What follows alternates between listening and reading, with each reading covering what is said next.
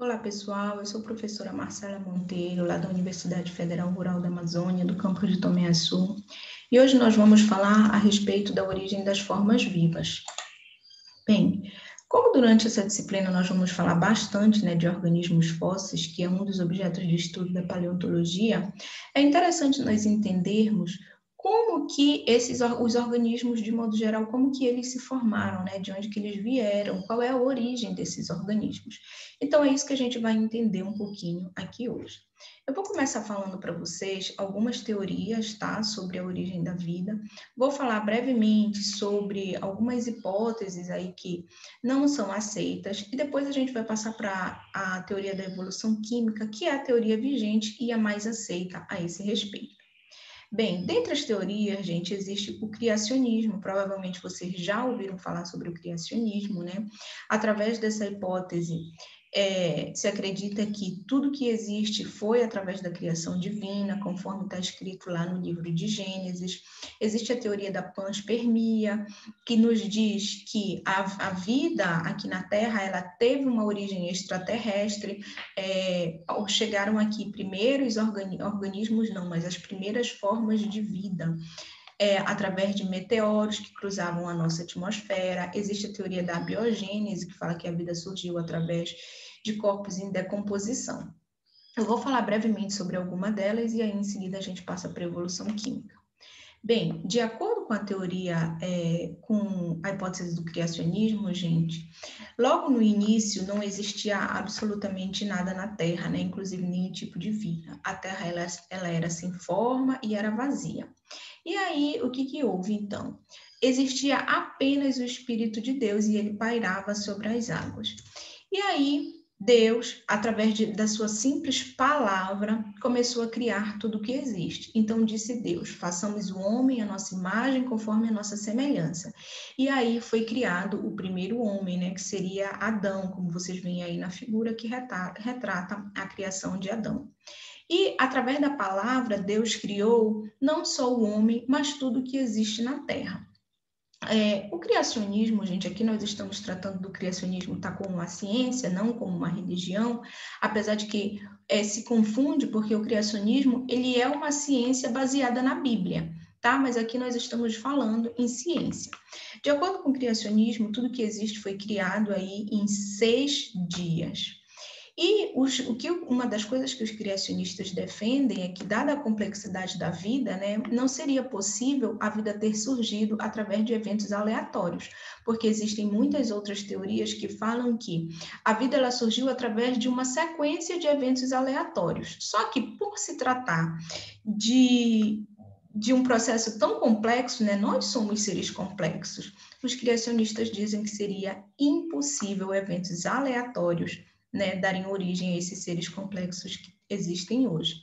Então, eles defendem que seria necessário aí a intervenção de um ser criador que já tivesse pensado exatamente em como formar, esses seres tão complexos. Então, o criacionismo, ele não é aceito, dentro de uma visão científica, porque, gente, a visão científica, ela necessita de provas concretas. E aí os cientistas refutam que não existe nenhuma prova concreta de que Deus existe. O que existe é apenas a fé, e através da sua fé, as pessoas tomam como verdade que Deus existe. Então, como não existe nada concreto, isso não pode ser considerado científico. Isso aqui, gente, é apenas, eu não estou falando aqui de uma interpretação pessoal, tá? Estou falando para vocês do criacionismo como uma ciência. Bem, outra teoria, gente, é a teoria da panspermia, Quando a gente fala pan, isso logo nos remete ao todo, E esse permia aí, gente, ele nos remete à semente, Lembrem-se lá quando vocês estudam angiospermas, gimnospermas, Esse perma, ele vem de semente. A hipótese da panspermia, gente, o que ela diz? Que a vida surgiu através de uma nuvem cósmica que era cheia de sementes e que passou pela nossa atmosfera. Por isso, essa teoria considera que a vida ela teve origem em algum lugar do universo, mas fora do planeta Terra, provavelmente. E aí, o que acontece? Quando um meteoro que tem aí alguma substância, que tem alguma substância que possa dar origem à vida quando ele cruza a nossa atmosfera e aqui encontra condições favoráveis, né?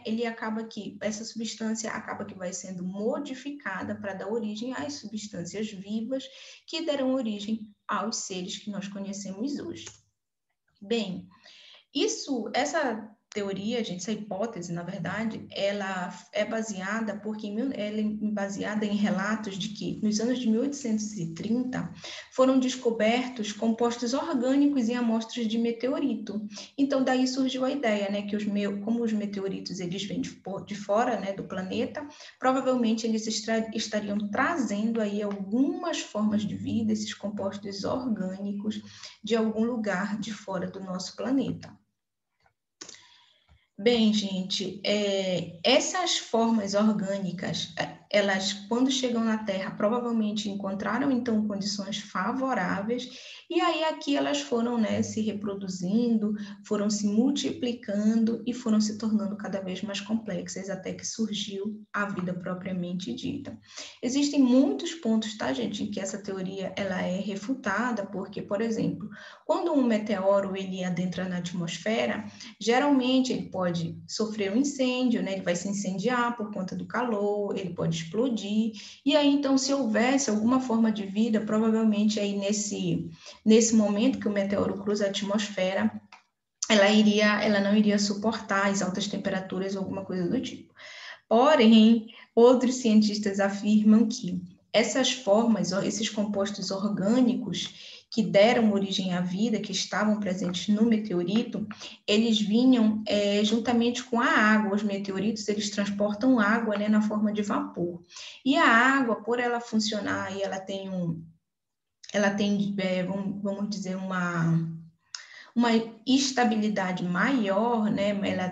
O calor específico, essas coisas todas iam favorecer com que os micro-organismos ou os compostos orgânicos ali presentes, parte deles conseguissem ser preservados. Então, por mais que o meteorito sofresse um incêndio, uma explosão, uma quantidade desses micro-organismos ou compostos orgânicos seriam preservados e iriam dar origem às formas vivas posteriormente.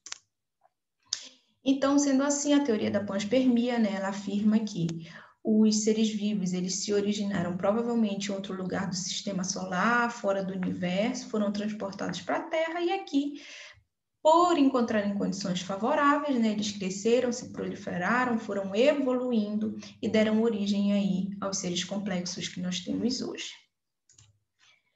Bem, falando um pouco sobre a teoria da evolução química, gente, que é a que nós vamos focar aqui hoje, o que essa teoria nos diz, né?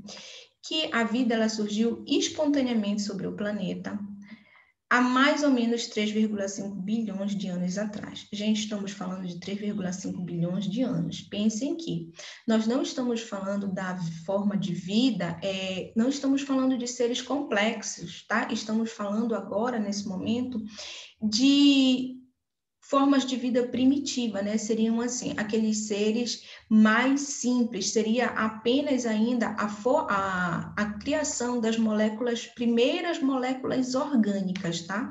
E não de seres complexos propriamente ditos. Essa teoria da evolução química, ela também é conhecida como a teoria de Oparin-Haldane, né? Foram dois cientistas que trabalharam de maneira independente, mas tiveram ideias muito semelhantes que acabaram unindo suas ideias. Oparin era russo, Haldane era britânico, e aí, fazendo experimentos totalmente de maneira independente, viram que existia muita similaridade entre o que eles pensavam e juntaram aí as suas ideias. Bem, essa teoria, gente, da evolução química, para a gente entender essa teoria, é preciso que a gente entenda de como que funcionava o nosso planeta, né, no passado, aproximadamente 3,5 bilhões de anos atrás.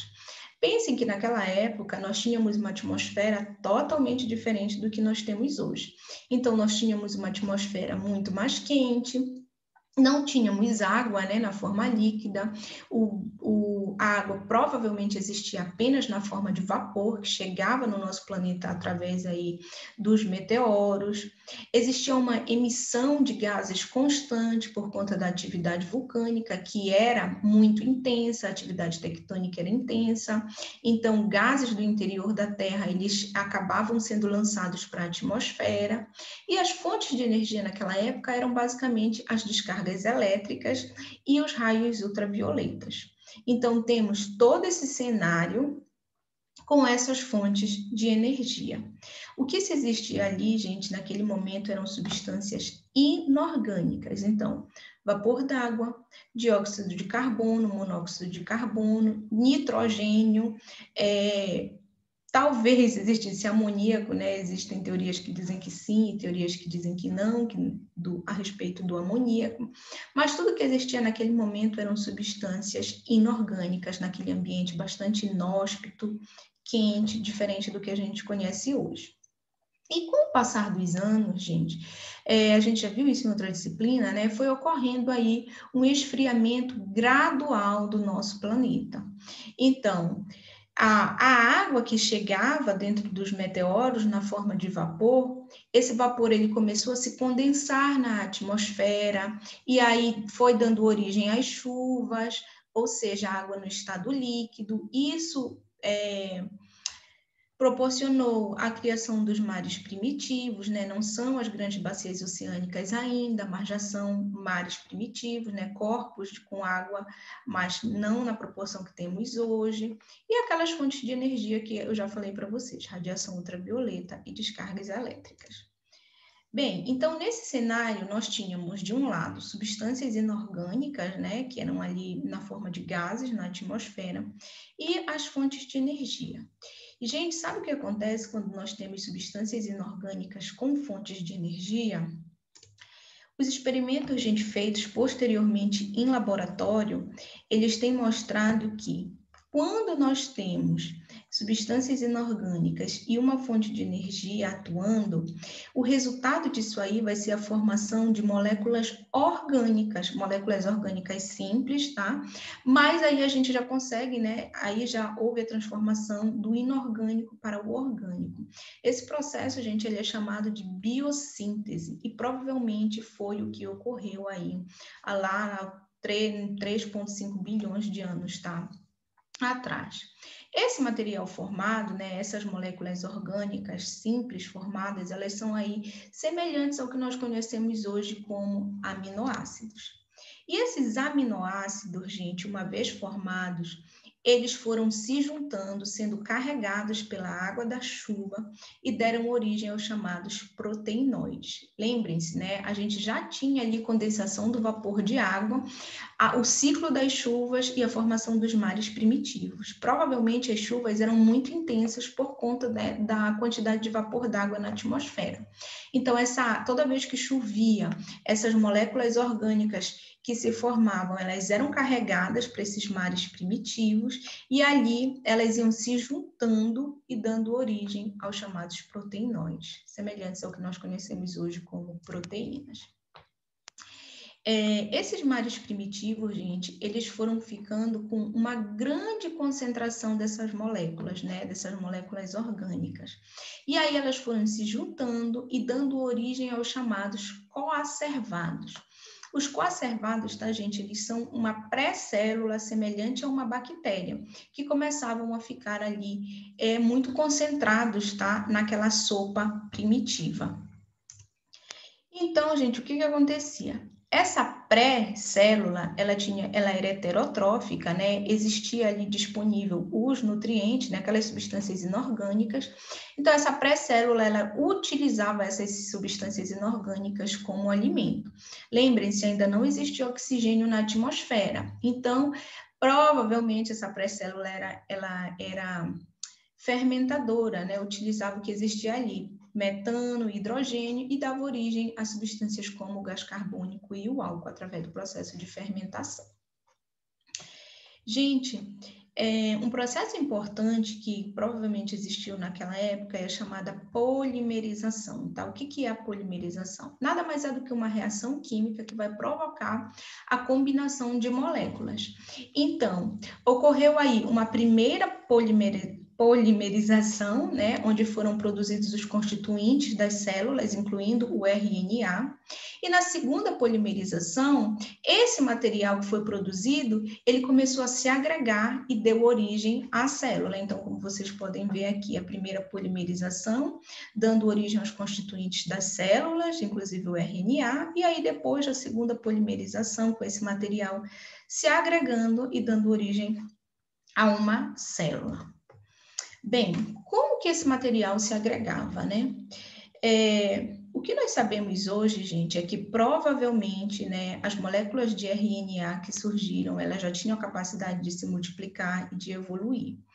E aí, essas moléculas, elas foram revestidas aí por uma camada fosfolipídica. Essa camada, ela envolvia todo esse material que já tinha se formado, o RNA, as proteínas, né, os proteinoides,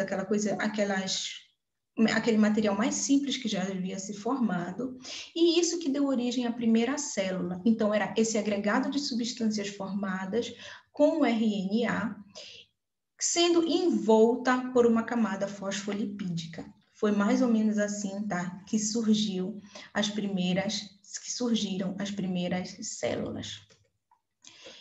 As primeiras células, gente, elas eram, claro, né, procariontes, vocês sabem isso melhor do que eu, eram procariontes heterotróficas. Então, elas ainda não tinham o material genético delimitado por membrana, ainda não possuíam todas as estruturas das células eucariontes, né, como, por exemplo, mitocôndrias, complexo de Golgi, retículo endoplasmático, nada disso. Eram células muito simples, semelhantes, né, igual ao que hoje vocês conhecem lá no domínio de bactérias e arqueias. E com o passar do tempo, gente, essas células que já haviam surgido, elas começaram a se adaptar melhor àquelas condições ambientais ali vigentes. E então elas começaram a utilizar a energia solar disponível, provavelmente a energia solar naquela época era muito mais intensa do que é hoje, né? Não existia camada de ozônio, nada disso, para filtrar os raios ultravioletas. Então, essas células começaram a utilizar a energia solar por conta de que os nutrientes que tinham ali, as substâncias inorgânicas que estavam disponíveis naquela sopa primitiva, elas foram diminuindo a concentração, já que elas estavam sendo consumidas. E aí os organismos, então, passaram a utilizar uma outra fonte de energia, que nesse caso foi a energia solar. E aí, então, o que acontece? Quando os organismos começaram a utilizar a energia solar, começou a haver o processo da fotossíntese, né? Que nada mais era do que a reação entre o gás carbônico, a água já existente, e a energia solar. Então, surgiram aí os organismos autótrofos fotossintetizantes.